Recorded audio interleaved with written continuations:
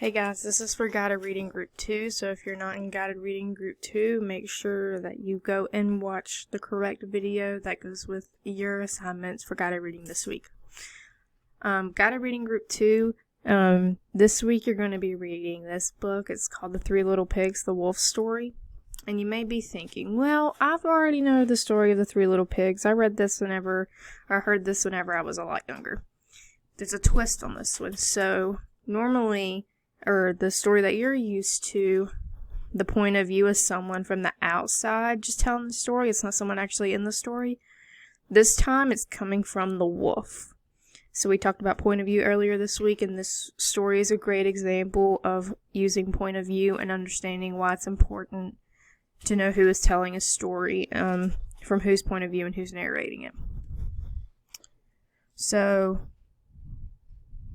based on that, I want you to think, what kind of genre is that book going to be?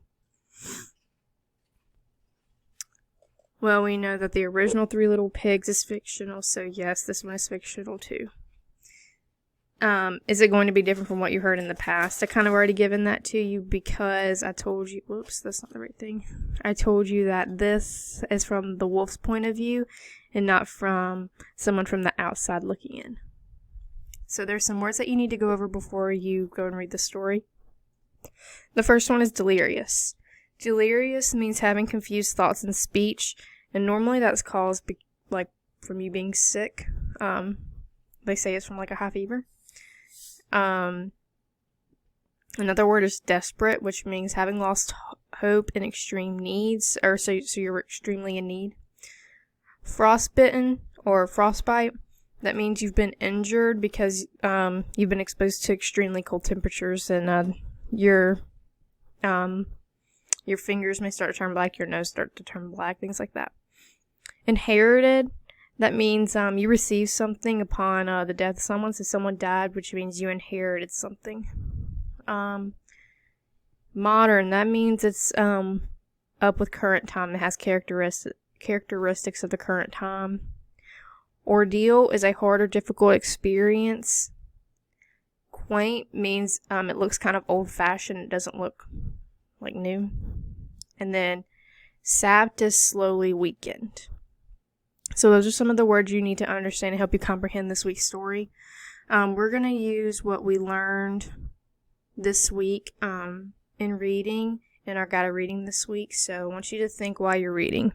Who is telling the story? Depending on who's telling the story, does that make it first person, second person, or third person?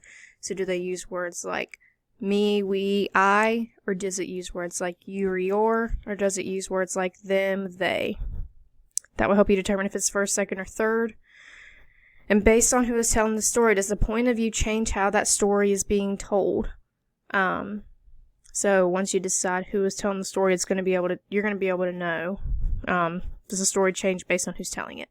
Who is telling it, sorry. And then lastly, we're throwing in some review from last week. What is the author's purpose for writing this book? Remember, PIE, it's either to persuade, entertain, or inform. Okay, so you guys let me know if you have any questions.